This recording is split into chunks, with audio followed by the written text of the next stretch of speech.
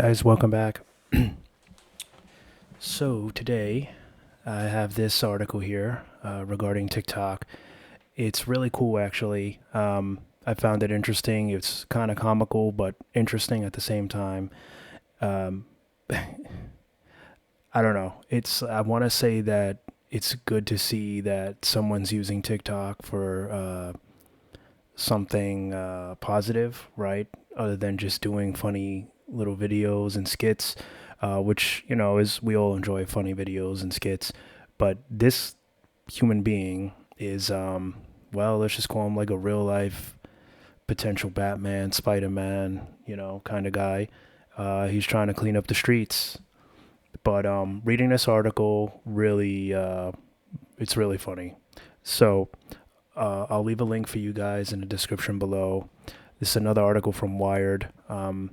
The thing with Wired is they limit how many articles you can read.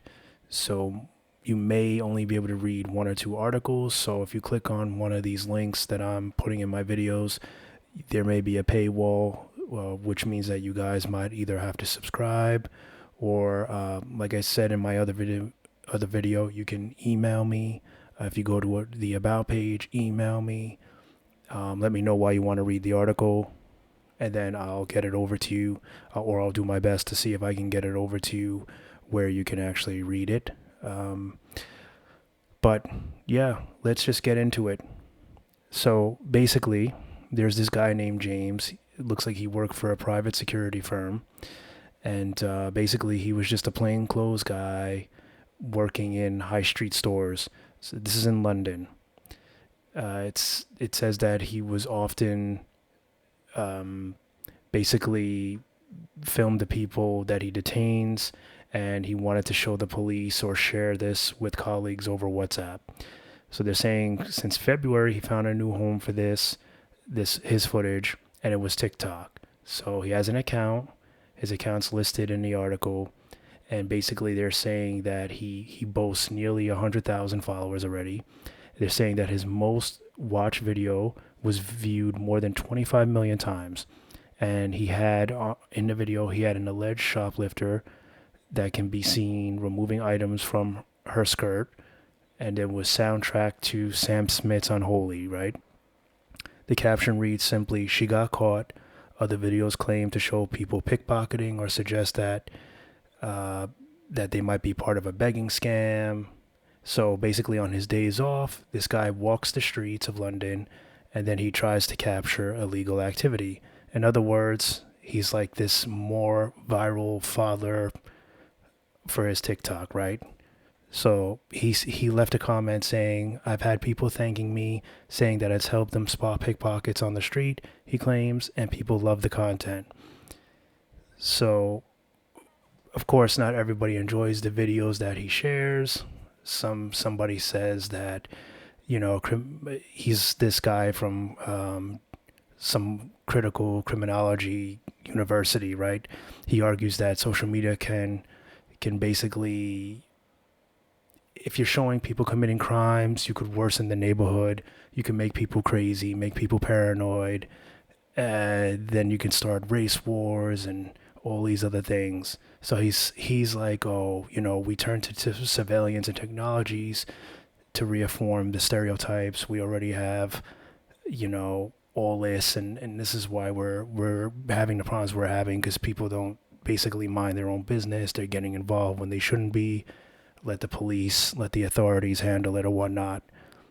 So, I think it's interesting. I don't think what he's doing is to start a potential war against any kind of ethnicity or gender. I mean, I think he feels like, I don't know if you've ever been in a 7-Eleven and just seen someone taking stuff off the shelf, and maybe you felt like it wasn't right. And in his mind, he feels like, well, there's cameras in this 7-Eleven, but, by the time they review it, the guy's gone, or they never review it unless the place is held up, right? Something more Vulgar has to happen in order for them to actually view the cameras. They probably don't do it regularly, especially because it takes time to go through footage, right? So his thing is, he feels like he has a positive effect, and that he's basically holding people accountable, and he wants people to feel accountable, you know. So apparently he's not the only one doing this. There's some other people that do this as well. But I mean, I think it's funny. I think it's funny. I think it's kind of like with the Ring doorbells, right? There's people. You ever watch like those videos where they show people going up to homes and trying to break in and do all these criminal activities, porch pirates or whatnot? They show a person coming up to your door, right? They're committing a crime. Sometimes they could even have a weapon. There's some of these people on the camera have bats. There's 3 or 4 guys lurking around your driveway, right, on these cameras, but they have their face blurred out.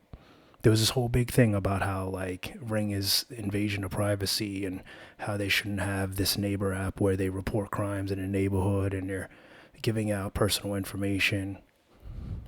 If the person is trying to break into your home, shouldn't their face be smeared all over the internet so everyone knows what they look like, so they're aware that this guy is a criminal, especially since they're not being arrested or nothing's happening to them? So it's this guy is basically doing what the responsibility of a Ring camera is doing, or Nest camera, or any home security service, that any home doorbell or any of those cameras that are supposed to be protecting you, that you subscribe to pay, to be protected. This guy is basically doing the service for free. So of course they'll say he's bad, right? Because you know he's doing a good thing. So I don't know how you guys feel about that. I think it's funny. um I think if we saw more stuff like that, people would be more cautious, right? I think people are no longer scared of these like the home doorbells and whatnot, because they figure, well, my face will get cut out anyway. So seeing some dude with a phone, you know, he's not gonna blur you out. He's gonna put you all over, and everyone's gonna know what you're doing. And if it gets viral enough, like his videos are, people will know you. They'll say, "Hey, there's that guy that did this," and so on and so forth. So, yeah, I don't know. I found it interesting. I thought it was a good read. It's a little long, but like I said, I'll try to share this article with you guys. I'll leave the link in the description, and yeah, like I said, I think as long as it's only like 1 or 2 articles, you should be able to read it. You may have to use different browsers. That might help you.